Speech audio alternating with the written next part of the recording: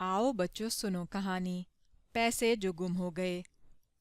कासिम और उसका दोस्त हारून बाजार से तमाम चीज़ें खरीद चुके थे। सिर्फ क्रिकेट का अच्छा सा बैट खरीदना बाकी था जिसकी तलाश जारी थी। आखिर एक दुकान पर उन्हें अपनी पसंद का बैट मिल गया। दुकानदार बोला, मेरी दुकान पर ये सबसे अच्छा बैट है।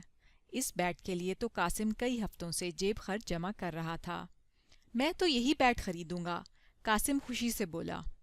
लेकिन जैसे ही उसने पैसे देने के लिए जेब में हाथ डाला वो परेशान हो गया क्योंकि उसकी जेब खाली थी। उसने इधर उधर देखा कि शायद पैसे नीचे गिर गए हैं।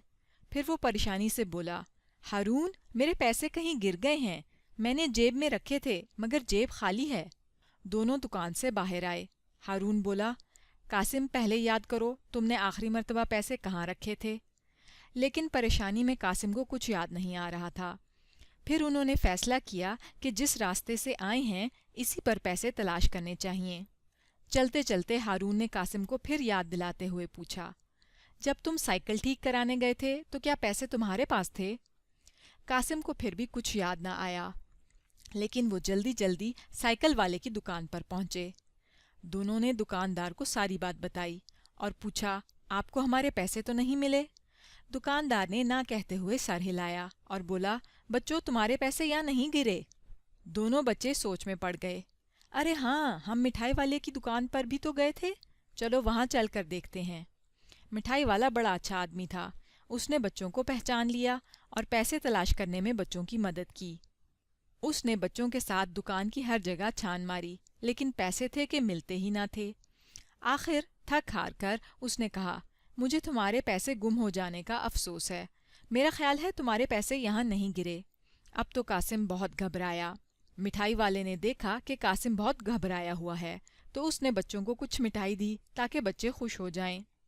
अचानक हारून को याद आया, ओहो, बोतलों वाले की दुकान तो रह ही गई। बच्चे भागम भाग दुकान पर पहुंचे, लेकिन दुकानदार ने पहले बच्चों को अपने बचपन के बैट की कहानी सुनाई। फिर बच्चों के पैसे तलाश किए मगर पैसे न मिले। दुकानदार बच्चों से हमदर्दी से बोला, तुम पैसे तलाश करते करते थक गए होगे और तुम्हें प्यास भी लगी होगी। लो मेरी तरफ से पानी पियो और आइसक्रीम खाओ। अब तो कासिम मायूस होकर रोने ही वाला था।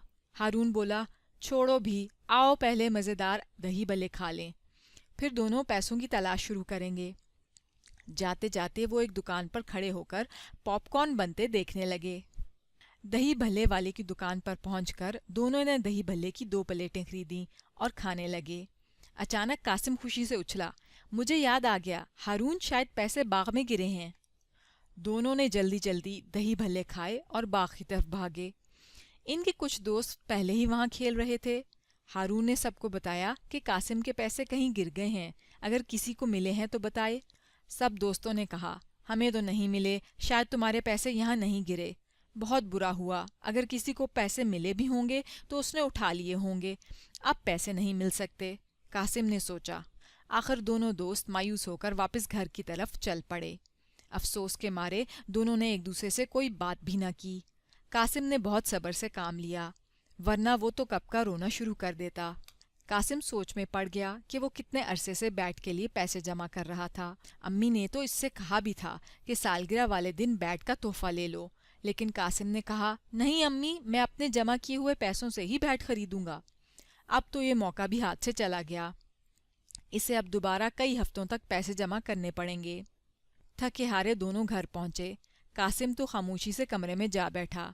हारून ने कासिम के अम्मी और अब्बू को आवाज़ दी और अम्मी को देखने बावर्ची खाने में गया। जब वो बावर्ची खाने में पहुंचा तो उसकी हैरत की इंतहा ना रही। वो खुशी से चिल्लाया, कासिम कासिम, तुम्हारे पैसे देखो यहाँ मेज़ पर पड़े हैं। कासिम खुशी से उछल पड़ा और भागता हुआ बावर्ची खाने में जा पहुंचा। उसने पैसे मिलने पर शुक्र अदा किया और फौरन पैसे गिने। फिर लंबी सांस लेकर बोला, पैसे तो पूरे हैं, चलो हारून भागकर बैट ले आते हैं, दुकान अभी खुली ही होगी। कासिम और हारून बहुत तेज दौड़कर दुकान पर पहुंचे। कासिम इतनी तेज शायद कभी ना दौड़ा होगा। उसके साथ उसके दूसरे दोस्त भी दुकान पर जा पहुंचे। कासिम खुशी खुशी बैट लेकर दोस्तों के साथ वापस आया। कासिम बहुत खुश था। उसने फ़ख्र से बैट को देखा। उसके दिल में ख्याल आया कि इससे अच्छा और प्यारा बैट उसने आज तक नहीं देखा।